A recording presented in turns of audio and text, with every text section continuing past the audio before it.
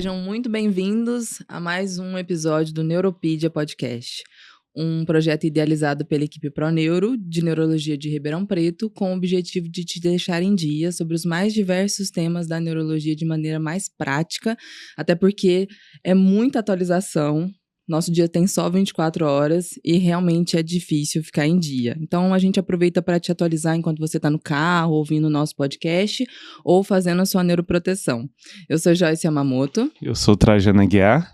E hoje o episódio é um pouquinho mais curto para a gente falar sobre um update. Breaking news, né?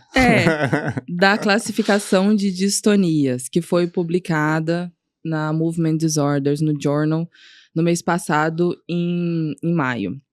Então, assim, o objetivo hoje é basicamente, é meio que estude com a gente, né, Trajano? Sim. Mais ou menos.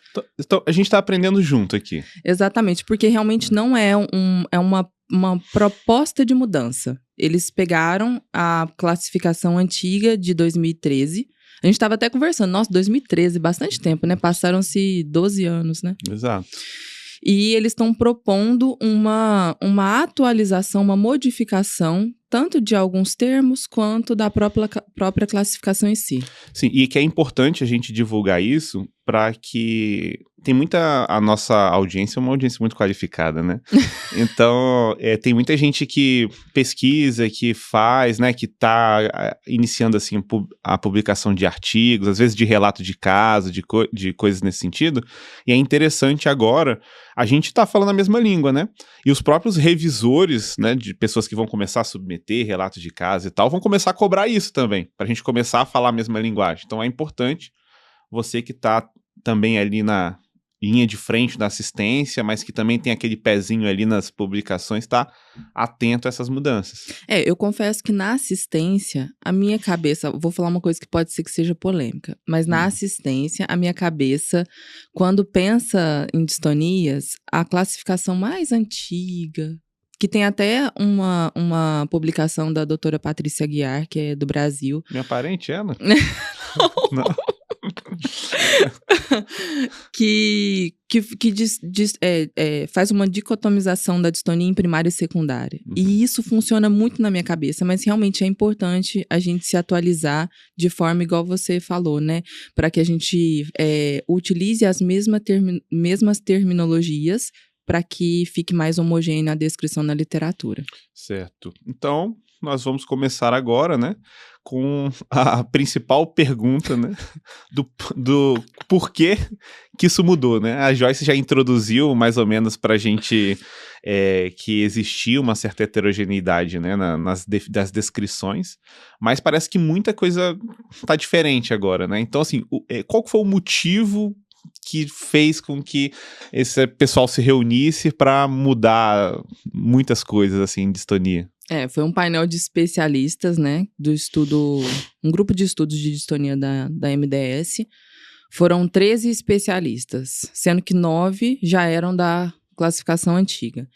E o motivo, assim, 2 principais, Trajano. O primeiro é que realmente tinha uma dificuldade na aplicação, percebeu-se que realmente estava sendo difícil aplicar a nova classificação de 2013, tanto na clínica quanto nos estudos, porque realmente ela foi bem disruptiva. A classificação de 2013, ela introduziu um esquema de 2 eixos, que até então não existia nas classificações antigas, né? Que foi um eixo clínico, né? E um eixo etiológico. O eixo clínico era descritivo dos achados clínicos que poderiam ter nas distonias.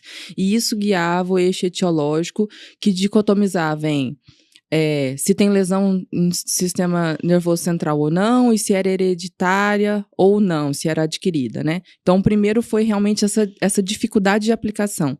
E o segundo foi a incongruência que teve da utilização da classificação na literatura. Porque eles pegaram, por exemplo, os papers dos últimos 5 anos, que tinha os papers sobre distonias, que acabava que tinha descrição de classificação, e só 40% desses papers que utilizava a classificação de 2013 certinho, ou isoladamente, ou combinado com as classificações antigas. Então, por conta disso, eles tentaram pegar essa classificação disruptiva para a época, super inovadora, e tentaram deixar um pouco mais fácil para que seja aplicável, inclusive para pessoas que não são especialistas em distúrbios do movimento. Então, o objetivo realmente é simplificar. A gente vai ver se simplificou. Vamos ver. Mas só para contextualizar também para o pessoal, que foi até uma pergunta que eu fiz para a Joyce, depois eu fui parar para pensar. Aquela classificação que é um pouco mais recente, né? Do que a gente coloca o DYT e o gene no final, isso é uma classificação de distonias genéticas, né? Essa é uma classificação de terminologia genética. Exato, é uma subclassificação dentro das distonias, então não tem nada a ver com o que a gente vai falar hoje. Aí assim, só pra a gente contextualizar pra você. Classificação, a gente vai dar um passo atrás pra dar um passinho pra frente. Classificação de 2013, depois eu posso até deixar o paper, o link na descrição do episódio. Foi uma classificação em 2 eixos, certo. No qual o eixo 1 eram as características clínicas do paciente com distonia, e aí existia o descritor de idade de início dos sintomas, distribuição corporal, se era focal, segmentar, generalizada, hemidistonia ou multifocal, a temporalidade, como que era o curso da doença, se tinha alguma variabilidade, e se era uma distonia que tinha achados associados. Por exemplo, se era uma distonia isolada ou uma distonia combinada com alterações neurológicas outras ou alterações sistêmicas. Isso daí dava uma guiada para a gente chegar na etiologia, que a etiologia seria se tem lesão no sistema nervoso central ou não, se era hereditário ou não. Entendeu? Certo. Então, isso daí é uma classificação que divide realmente em 2 eixos clínicos e etiológico. Entendi. E agora, assim, se fosse pra gente tentar pontuar de fato objetivamente, o que mudou mais, assim, né? A gente destrinchar o que mudou, você conseguiria pontuar, assim, pra gente o que mudou? E se puder, assim, sempre fazer uma explanação de como era, só pra gente poder entender também a importância disso, a gente agradece. A audiência agradece. Você fala pelo nome da audiência. O que eu acho que a gente pode fazer? Eu vou pontuar o que mudou. Certo. Aí depois a gente destrincha um por um. O que você acha? Pode ser. Porque assim, até eu mesma, é uma coisa muito ampla. Eu não tenho tudo guardado na minha cabeça. O meu objetivo não é mostrar que meu HD aqui é eterno, né? Que tem não sei quantos tera. Então, assim, eu vou até... Uma proposta seria até a gente abrir, plotar aqui nessa telinha que a gente tem, a classificação e destrinchando um por um, que eu acho que fica de uma maneira mais didática. Acho que sim. Mas, pontualmente, o que mudou? Primeiro, teve uma alteração discreta na própria definição. Na definição de distonia? Mas calma. Eu tô pontuando o que mudou. Tá. Teve uma alteração discreta na definição de distonia. Sobre algumas terminologias relacionadas à distonia, o paper reforçou alguns termos e desencorajou a utilização de outros. E naquele eixo das distonias de 2013, houve manutenção desse esquema de 2 eixos, mas no eixo clínico, houve a incorporação de alguns achados clínicos adicionais, porque a distonia é um fenômeno muito heterogêneo clinicamente. Então, eles entenderam que quanto mais melhor descrevesse os detalhes clínicos, mais facilitaria para investigar a etiologia. Então, antes eram só 4 sub-eixos clínicos. Eles adicionaram mais um eixo de história familiar para fazer o pedigree. Que não tinha no anterior. Não tinha no anterior. E eles adicionaram a fenomenologia da distonia. E a gente vai falar isso daí. E alguns outros, eles só melhor descreveram. Mas eles transformaram esse sub-eixo clínico de 4 para 6. E o eixo etiológico, que tinha essa subdivisão, lesão do sistema nervoso central ou não, hereditário ou não, eles subdividiram, eles tiraram essa dicotomização e subdividiram em mais 4. Deixaram o hereditário para genético, mantiveram o adquirido, melhor descreveram as lesões neuroanatômicas e entraram com a patogênese, os mecanismos fisiopatológicos, porque começaram a ser publicados vários papers a respeito da biologia celular, da parte genética e da fisiopatologia. Então, eles entenderam que subdescrever isso daí traria um melhor entendimento. Certo. Tá? O que você acha da gente Eu pegar... acho que vai ser melhor você me mostrar isso. Jojo, então plota aqui na tela o meu computador pra gente melhor descrever. Então, assim, Essa é a anterior. essa aqui é a anterior. Então, Tá. assim, ó, eu imagino que pra você que esteja ouvindo, talvez seja um pouquinho difícil. Eu vou tentar melhor descrever pra você ouvir de maneira mais didática. E tem muita gente que escuta no carro, né? Então, assim, ó, essa hora já para no acostamento aí, rapidinho, e já presta atenção. Não vai ficar olhando pra esse dirigindo, né? Pelo amor de Deus. Então, assim, ó, a classificação antiga era assim: eixo clínico, eixo etiológico, Certo. subdivisão do eixo clínico em idade, início, sintomas, distribuição corporal, padrão temporal e achados clínicos, e subdivisão do eixo etiológico em alteração do sistema nervoso central e hereditária ou adquirida. Ó como é que ficou. Minha Nossa Senhora. Isso era pra ajudar? Pra facilitar? A intenção é facilitar, tá bom? Perca tua fé não, Trajano. Calma. Vamos lá, ó. Vamos começar para a primeira mudança que eu comentei que foi proposta, a definição. Antes de eu mostrar o que mudou, Trajano, como que você descreve uma distonia se você for explicar para um residente seu? Tá. Então, assim, distonia é uma postura anormal decorrente de um movimento involuntário, de uma contração involuntária, geralmente de musculatura agonista, antagonista, né, que vai levar à adoção dessa postura normal. Pelo menos é assim que eu lembrava, né? Exatamente. Então, realmente, eu também, quando eu vou explicar o conceito de distonia para alguém, eu sempre comento sobre contrações musculares levando a posturas anormais. Eu também cito a contração de agonista e antagonista e acabo citando alguma coisa de movimentos estáticos e fásicos que são padronizados ou não. Essa classificação nova, ela desencoraja a utilização, ela tira fora a utilização da referência de contrações musculares involuntárias, né? De forma que a gente não faça menção na descrição.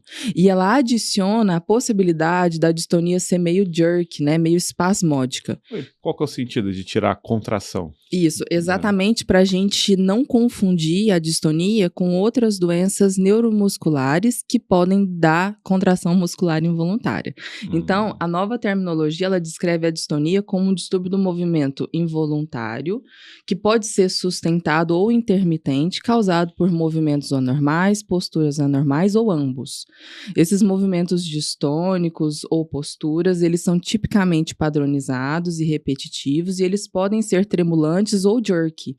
E eles são iniciados ou piorados com o movimento involuntário e são frequentemente associados ao fenômeno de overflow. Então, ficou assim a definição da distonia. Certo. É como se mudasse, sei lá, manteve 98% da definição anterior, só tirou a menção a contrações musculares involuntárias para não confundir com doenças neuromusculares e adicionou a possibilidade da fenomenologia ser meio espasmódica, ser meio jerk, tá certo? Certo. E aí, além disso, ele também pegou e o próprio paper, ele reforçou algumas terminologias e desencorajou outras, né? Quais terminologias que ele reforçou? A manobra de alívio ou truque sensitivo, que é algo que a gente procura quando a gente está diante de um paciente com distonia. Ele desencoraja a utilização do termo pseudodistonia e encoraja a utilização de mimetizadores de distonia. E aqui se encaixa também a distonia funcional. Tá certo? Que antes era uma causa adquirida na classificação anterior e aqui ele deixa de ser uma causa etiológica de distonia e entra como um mimetizador, tá certo? Então se eu tenho um paciente que tem uma ataxia sensitiva grave e ele faz uma postura que a gente chamava anteriormente de uma pseudodistônica, hoje então eu vou falar que ele não tem uma pseudodistonia, que ele tem um mimetizador Exatamente, tá, Thiago? Assim, encoraja a utilização da terminologia de posturas sustentadas, de distonia fixa, de jerks da distonia, né? A distonia mais espasmódica, de distonia em espelho, aquele fenômeno espelho, e do fenômeno de overflow, né? Distonia overflow. Ele reforçou, então, uma avaliação clínica que já acontecia, mas que talvez agora tenha que ser padronizada, né? Para a gente Exato. definir a distonia. Mas assim, ele reforçou alguns termos para melhor caracterizar. O que a gente deve utilizar para homogeneizar a terminologia, né? Todo mundo falar a mesma língua. E ele desencorajou alguns termos, especialmente contrações distônicas, né? Ou músculos distônicos, para não fazer essa referência a essas alterações neuromusculares que podem causar contrações também. E o tremor distônico. Esse daí daria um episódio à parte, porque eu mesma falo na minha prática clínica muito tremor distônico.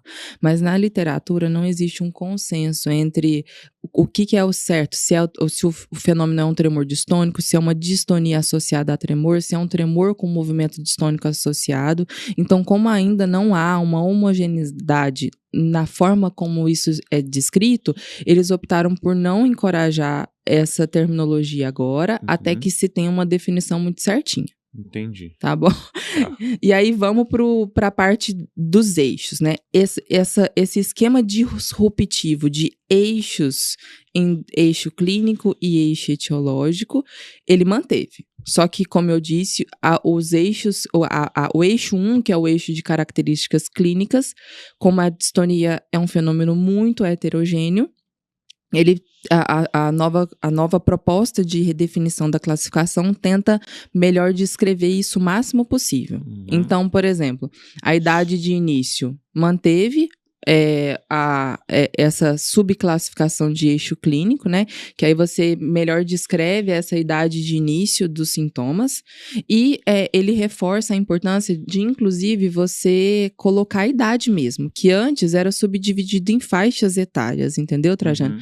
Agora ele pede para você colocar a idade, porque a idade é importante até mesmo para você pensar na própria etiologia, né? Distonias que começam mais precocemente, na fase neonatal ou na infância, a gente pensa em alguma coisa metabólica ou até mesmo alguma coisa genética, e de distonias de início mais no adulto, a gente pensa principalmente em etiologias idiopáticas, né? Por exemplo, um blefaroespasmo que começou lá na fase adulta, a gente pensa em algo mais idiopático e não predominantemente genético. Certo.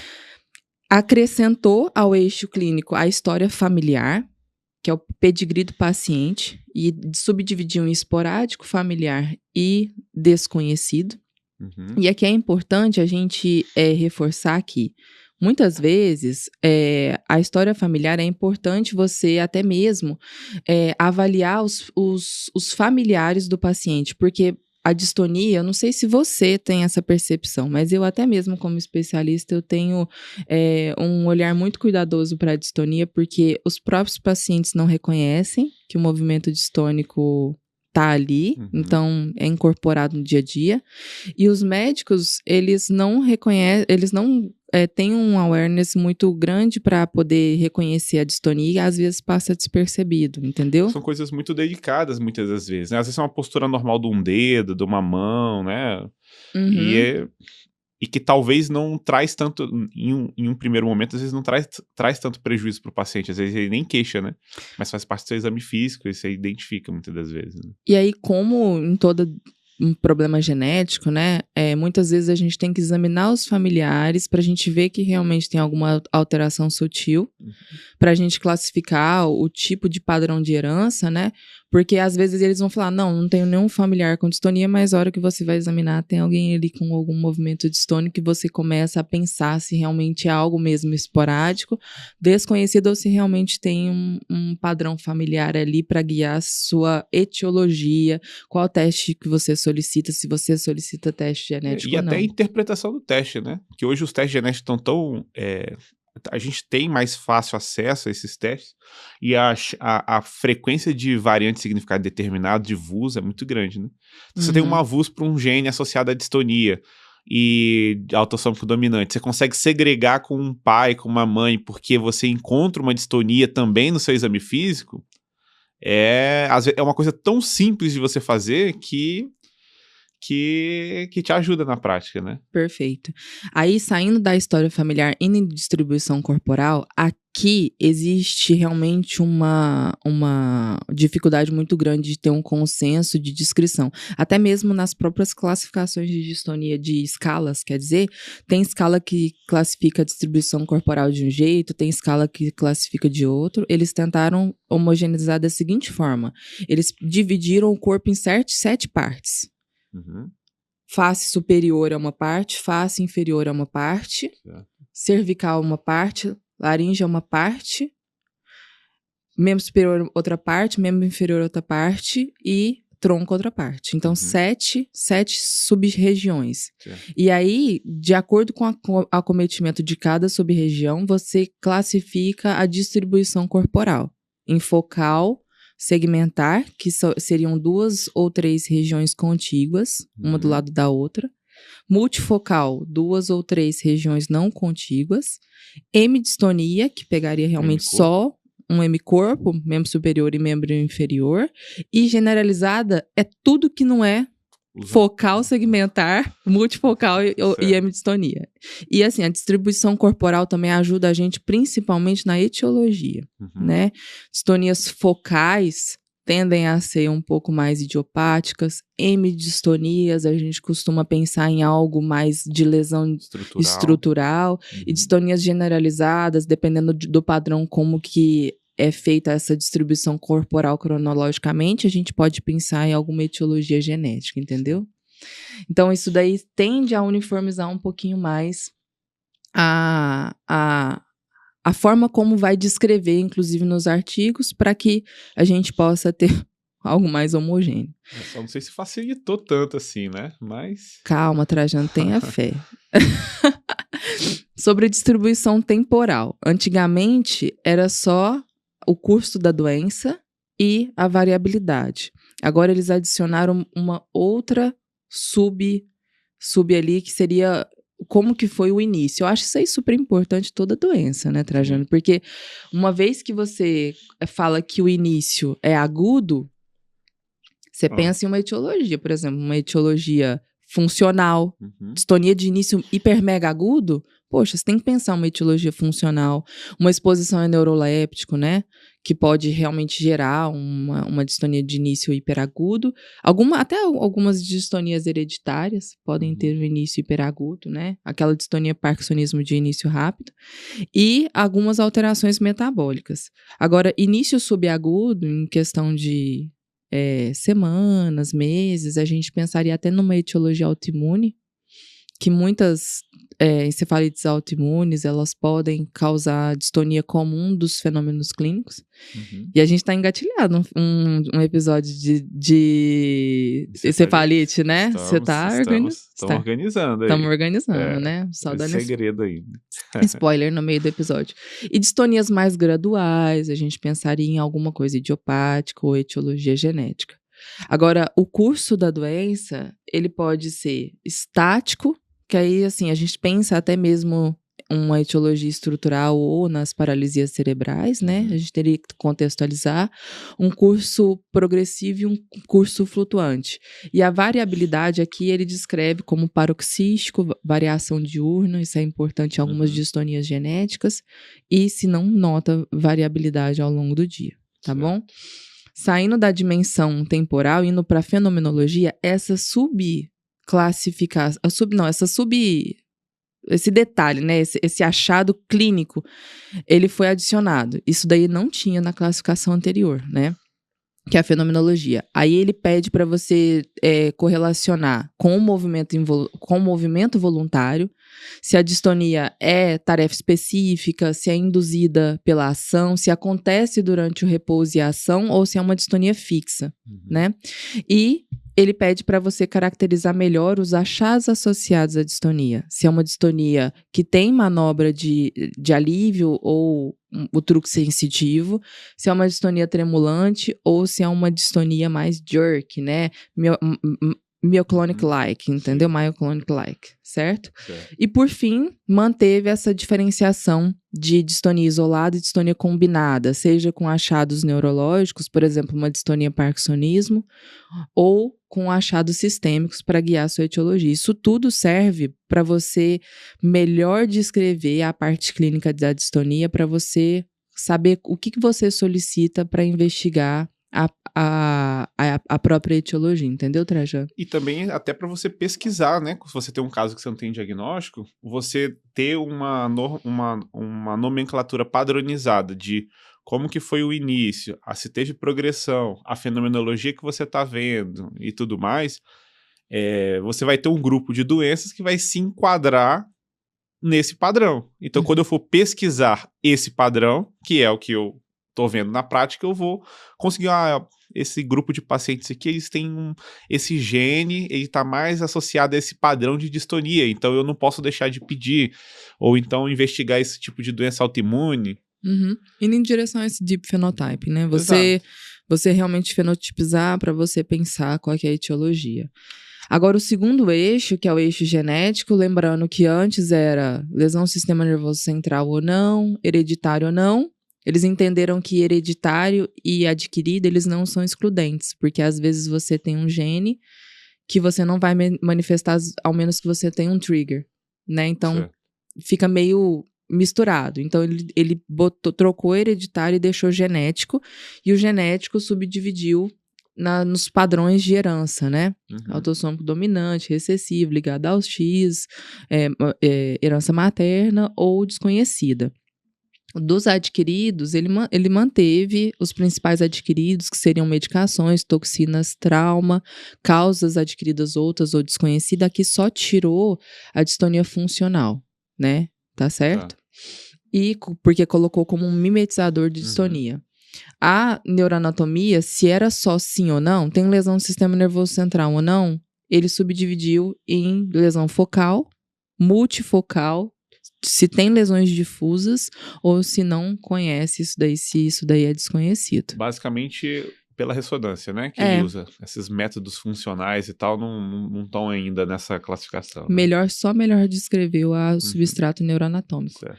E aqui, a parte de patogênese, como surgiram diversos papers a respeito da melhor classificação fisiopatológica, né? Classificação não, descrição, melhor entendimento da fisiopatologia da doença, ele destrinchou em alguns tópicos. Aí, dessa forma, Trajano, eu vou até pedir para o Jojo colocar aqui pra gente um formulário, né?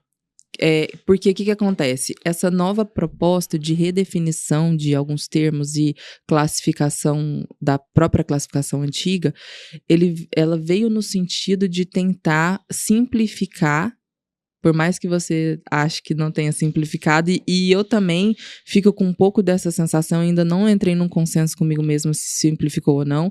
Melhorou, mas não simplificou. Né? Eu acho que melhor descreveu as alterações clínicas e etiológicas. Talvez isso sirva para guiar um pouquinho mais o não especialista, né? Mas simplificar, eu acho uma palavra difícil. A tentativa foi essa. Sim. Eu acho que a gente poderia falar que melhor descreveu. E aí, no próprio paper, ele tenta falar, assim, que a implementação dessa nova classificação, dessa atualização da classificação antiga, vem por meio de tentar ensinar esses profissionais a melhor aplicar esses eixos clínicos e etiológicos. Então, ele forneceu aqui, você vai ver na tela, um formulário para você avaliar o paciente, que na classificação antiga não tinha. E que é basicamente a classificação que a gente conversou. Exato. Então, assim, pode ser que, por exemplo, se o paciente com distonia chega no consultório do especialista, existe esse fluxograma mental de perguntar sobre idade, início, sintomas, se tem outros sintomas associados, se tem história familiar, como que começou esses sintomas, se o curso é progressivo ou estático, se tem alguma variabilidade ao longo do dia, se tem algum sintoma neurológico associado ou não, se tem algum sintoma sistêmico associado ou não. Isso daí já tá um pouco... esse fluxograma mental, ele já tá na cabeça do especialista. Mas do não especialista que tá lá, por exemplo, no interior de Minas Gerais, no interior do Pará. Às vezes esse fluxograma mental não está muito bem consolidado. E aí, essa fichinha, ela facilita. Pode subir, Jojo? Eu tô parecendo o Datena com aquele comandante Hamilton, né? Me dê imagens. Esse fluxograma, ele serve para guiar e fazer com que fique as características clínicas de uma doença super heterogênea do ponto de vista clínico, mas um pouco melhor estruturada, de forma que pode ir descendo, Jojo. Você consiga pontuar, aliás, ticar cada um desses, né? E aí, ao final disso tudo, pode descer. Você consegue fazer um panorama clínico, se é uma distonia de início na infância, focal, isolada, de início mais insidioso, curso progressivo. Você consegue guiar os exames que você vai solicitar, se é uma ressonância, se é um teste genético, se são exames metabólicos, ou se é um estudo neurofisiológico para você avaliar se tem algum achado associado, para você poder ir em direção à etiologia, entendeu? Então, assim, acho que o objetivo, a simplificação talvez seria uma palavra um pouco mais forte, sim, mas seria melhor descrição, deixar mais operacional todo o raciocínio clínico e etiológico para tentar realmente, talvez, homogeneizar a forma de atender o paciente com distonia, né, e melhor descrever, não sei. E a nomenclatura nos trabalhos também. Até se você quer fazer uma revisão sistemática sobre distonia, fazer uma meta-análise sobre distonia, você precisa ter tá falando a mesma linguagem dentro dos trabalhos, né? Exatamente. Então, assim, eu acho que depois a gente pode... Distonia é um mundo à parte. Eu acho que é muito importante a gente falar sobre distonia porque os pacientes não sabem reconhecer e os médicos não sabem reconhecer e isso atrasa muito o diagnóstico e, por vezes, o atraso do diagnóstico não pode só implicar não apenas em piora de qualidade de vida do paciente, mas em a gente às vezes perder a janela terapêutica para iniciar tratamentos que podem modificar essa qualidade de vida, como por exemplo a estimulação cerebral profunda, porque se você não inicia num tempo hábil, pode ser que o paciente passe dessa janela e desenvolva alterações fixas de postura que inviabilizam o potencial terapêutico do tratamento, entendeu? Então acho que depois a gente pode até fazer um episódio com isso, de forma que a gente possa destrinchar quais são os truques clínicos de como a gente identificar uma distonia na prática, a parte etiológica, as principais que a gente tem que pensar, e como que a gente faz o tratamento, se é com medicações, toxina botulínica, quando que a gente indica a estimulação cerebral profunda, quais são os fatores prognósticos positivos para a gente indicar isso. Acho que a gente pode fazer outro episódio sobre isso em algum momento, mas o objetivo hoje era só trazer um update mesmo, né? Sim. A gente certeza. Atualizar aqueles que têm um pouco mais de interesse em distúrbios do movimento porque realmente é um pouco difícil, por exemplo, sentar para ler um paper desse na vida corrida que a gente tem, ainda entendeu? mais quem não tem tanta familiaridade, né? Então, assim, eu, por exemplo, se eu fosse ler e aplicar, talvez eu teria uma dificuldade. Mas agora, escutando você explicar e usando a fichinha, né, que eles deram, acho que dá pra desenrolar. Perfeito. Aí eu vou deixar depois na descrição do episódio os links, principalmente dessa classificação nova para quem tiver interesse e até mesmo para poder pegar esse PDF para deixar um pouco mais operacional ao atendimento do paciente. Certo. Acho que é isso. Obrigado, isso. Joyce. E aí a gente passa pro próximo episódio, né? Obrigada a você que ficou com a gente aqui até, que parou o carro no acostamento, não só para ouvir, mas também para ver o que a gente plotou aqui na tela. E fiquem atentos aos próximos episódios, que a gente vai trazer um pouco mais de atualizações aqui também e um pouco mais de convidados diferentes. Exato. Até mais, gente. Obrigado, pessoal.